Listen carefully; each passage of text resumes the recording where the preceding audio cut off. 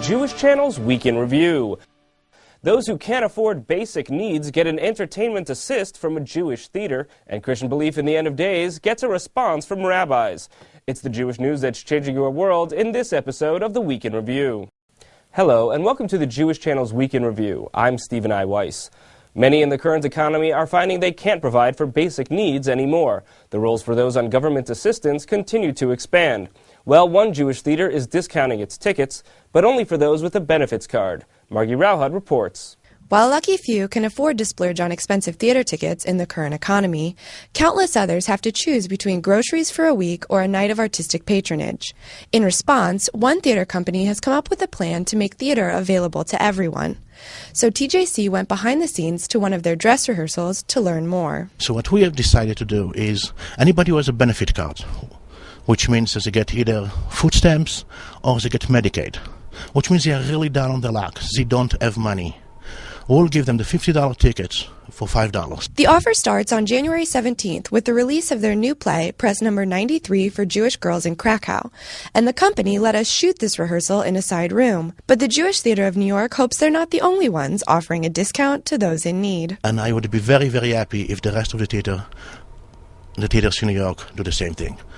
These are the people who need culture, who need it because they can't afford so much of it. To learn more about their offer and hear about their upcoming play, see the full broadcast version of the Week in Review. Thank you, Margie. The Jewish community continues to debate the meaning of Christian Zionism and how and if end times theology should matter. Our own Christian Needon files his second of two reports on what evangelical end times theology means to the Jews. On the eve of their film's New York City premiere, the makers of Waiting for Armageddon organized a public roundtable discussion hosted by author Michelle Goldberg. Christian and Jewish intellectuals and clergy gave their reactions to the topic of people preoccupied with the end of days, a phenomenon one Jewish professor said goes back at least 2 millennia. 2,000 years ago, the world, the Western world and the Middle East was deeply immersed in Messianism.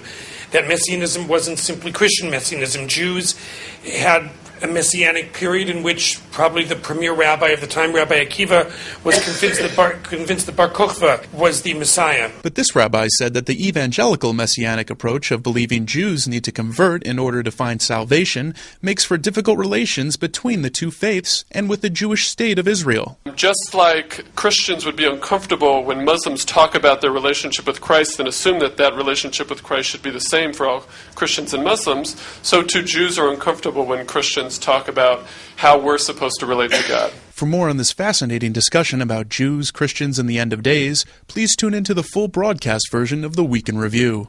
Thank you, Christian. That's all for this week from all of us here at the Jewish Channel. Be well.